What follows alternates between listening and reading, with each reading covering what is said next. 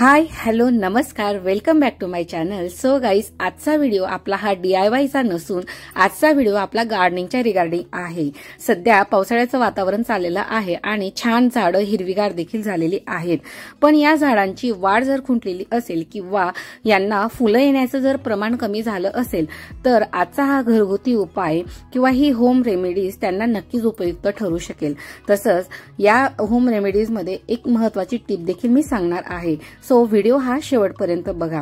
So गाई, सध्या झाडांसाठी अतिशय पौष्टिक ठरणारं एक खत आपण आता घरच्या घरी बनविणार आहोत.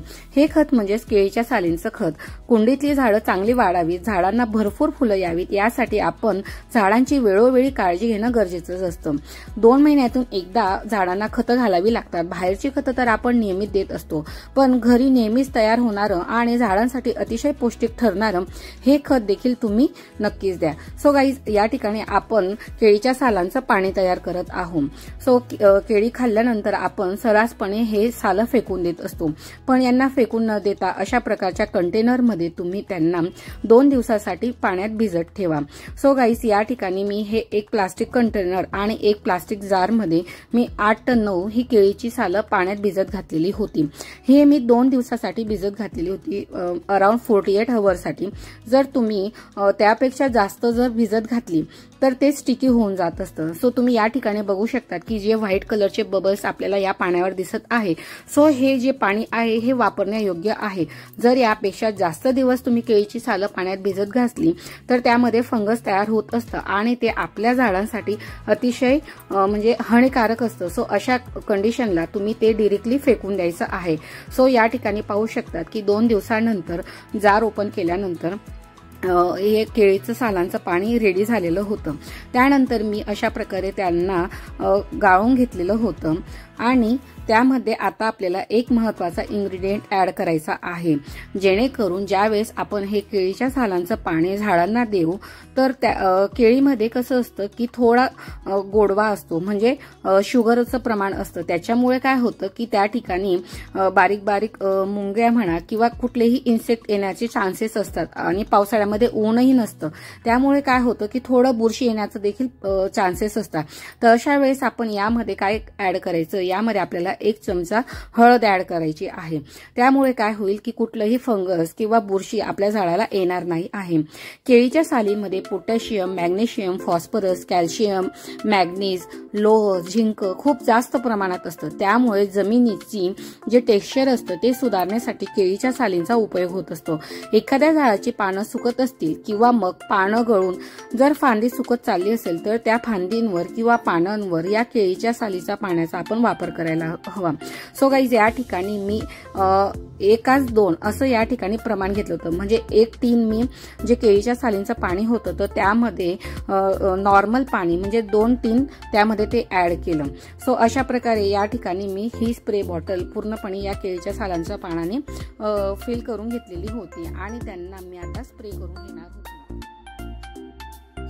सो गाईज, अशा प्रकारे आपण या ठिकाणी स्प्रे बॉटल ही तयार करून घेतलेली होती. आता तुम्ही पाहू शकता की माती ही पूर्णपणे ड्राय झालेली आहे. ज्यावेळेस आपण अशा प्रकारचा स्प्रे वापरत असतो त्यावेळेस माती ही पूर्णपणे कोरडी असायला हवी, कारण की सध्या पावसाळ्याचं वातावरण चाललेलं आहे. जर माती ओली असेल तर तुम्ही स्प्रे हा अजिबात करू नका. आणि स्प्रे करण्याआधी मी प्रत्येक कुंडीमध्ये अशा प्रकारचं थोडं डीप करून घेत होती की जेणेकरून जोही स्प्रे करेल तो आतपर्यंत मुळांपर्यंत पोहोचेल म्हणून. सो गाईज, या ठिकाणी माझं प्रत्येक कुंडीमध्ये हे काम चाललेलं होतं.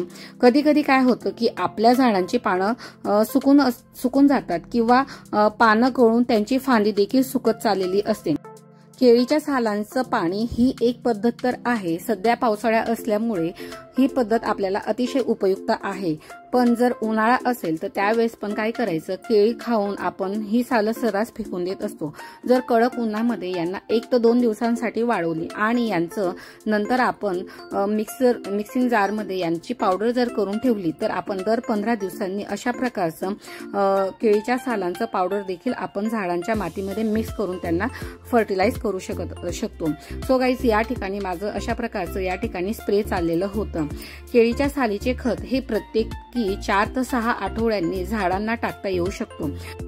केळीच्या सालींचं पाणी हे झाडांसाठी एक उत्तम टॉनिक तर आहे, सोबत आपण हळद देखील यामध्ये ऍड केलेली होती।